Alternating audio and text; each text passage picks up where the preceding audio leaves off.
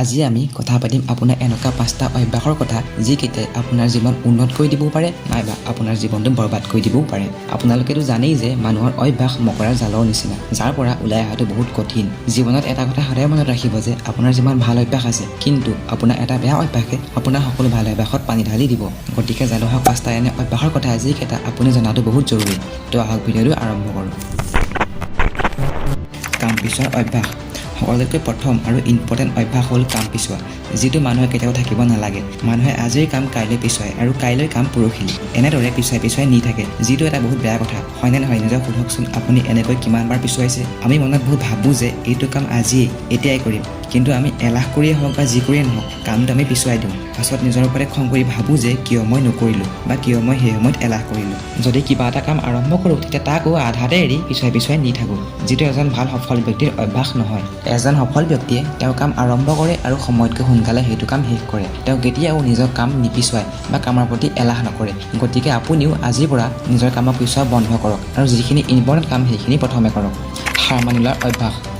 এইটো বহুত লোকৰ এটা বেয়া অভ্যাস যে তেওঁলোকে কিবা এটা লক্ষ্যত উপনীত হোৱাৰ আগতেই হাৰ মানি লয় বা গিভ আপ কৰি দিয়ে। আপুনি কিবা এটা কাম আৰম্ভটো কৰে, কিন্তু তাক সম্পূৰ্ণ কৰাৰ আগতেই এৰি দিয়ে। কিন্তু এজন সফল ব্যক্তিৰ ব্যক্তিত্ব বা এটিটিউড এনেকুৱা যে তেওঁলোকে কেতিয়াও গিভ আপ নকৰে।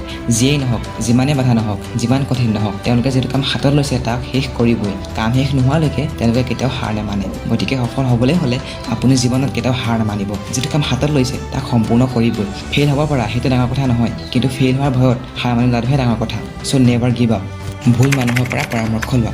এটা ভুল পৰামৰ্শৰ পৰা লোৱা এটা ভুল সিদ্ধান্তই আমাক বৰবাদ কৰি দিব পাৰে। যেতিয়া আমি এটা নতুন কাম আৰম্ভ কৰোঁ বা জীৱনৰ এটা গুৰুত্বপূৰ্ণ নিৰ্ণয় লওঁ, তেতিয়া আমি বেলেগৰ পৰা পৰামৰ্শ লওঁ। পৰামৰ্শ লোৱাটো বেয়া নহয়, কিন্তু আমি জানিব লাগে যে আমি পৰামৰ্শ লৈছোঁ কাৰ পৰা। মই তেওঁৰ পৰা পৰামৰ্শ লোৱাটো উচিত নে? আপোনালোকেতো জানেই যে ৰামায়ণত কৈকেয়ীয়ে মন্থৰাৰ কথা শুনি কি কৰিছিল, যিটো তেওঁ নিজে কৰিব বিচৰা নাছিল। ঠিক সেইদৰে মহাভাৰতত দুৰ্যোধনক শকুনিয়ে এটা ভুল উপদেশ দি এখন কিমান ডাঙৰ যুদ্ধৰ সৃষ্টি কৰিছিল আৰু কেনেদৰে অৰ্জুনে শ্ৰীকৃষ্ণৰ উপদেশ মানি মহাভাৰতৰ যুদ্ধত বিজয়ী হৈছিল। গতিকে এটা শুদ্ধ আৰু উচিত উপদেশে আপোনাক সম্পূৰ্ণ জীৱন সলনি কৰি দিব পাৰে। সেইবাবে আপুনি যদি পৰামৰ্শ লয় তেন্তে এজন ভাল সঠিক পৰামৰ্শ এটা মানুহৰ বাছনি কৰিব লাগিব, যাৰ তাৰ যি টি ভুল পৰামৰ্শ লৈ জীৱনটো ভুল বাটত নিনিব।